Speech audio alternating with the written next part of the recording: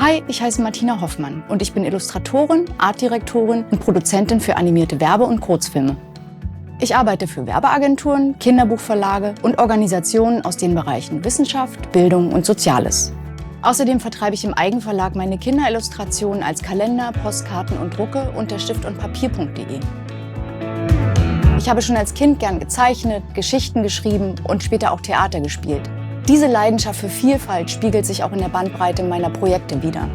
Ich habe nicht nur den einen Stil, sondern viele verschiedene, die trotzdem irgendwie alle meine Sprache sprechen. Ob mit animierten Aquarellfarben, Bleistiftzeichnungen auf Albumcovern oder digitalen Illustrationen, sowie mit allem, was dazwischen liegt. Auch in der Porträtmalerei arbeite ich stilistisch sehr vielfältig. Diese Freude am Experimentieren und Kombinieren möchte ich meinen SchülerInnen vermitteln.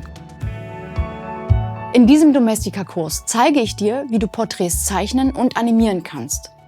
Als Abschlussprojekt wirst du deine eigene Figur entwickeln und mit Zeichentrick zum Leben erwecken. Als erstes bereiten wir ein Moodboard und eine Farbpalette vor. Anschließend zeige ich dir, wie man einen Kopf in verschiedenen Perspektiven zeichnet und die Gesichtszüge und Proportionen variiert. Als nächstes entwerfen wir unsere Figur für unser Porträt und ergänzen Details wie Kleidung, Nebenfiguren und Hintergrund. Danach geht es mit Zeichentrick weiter. Erstmal erkläre ich dir alle wichtigen Einstellungen in Photoshop und dann animieren wir gemeinsam unser Bild. Erst als grobe Vorzeichnungen und dann als Clean Animation, in der wir alles nochmal sauber nachzeichnen. Zum Schluss zeige ich dir, wie du deine fertige Animation als Video exportieren kannst, um sie zum Beispiel in den sozialen Medien zu teilen.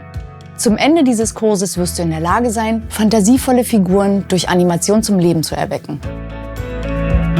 Um teilzunehmen, brauchst du ein Tablet, mit dem du zeichnen kannst, Materialien wie Stift und Papier und Grundkenntnisse in Photoshop. Hebe deine Illustrationen auf ein neues Niveau mit der Magie der Animation.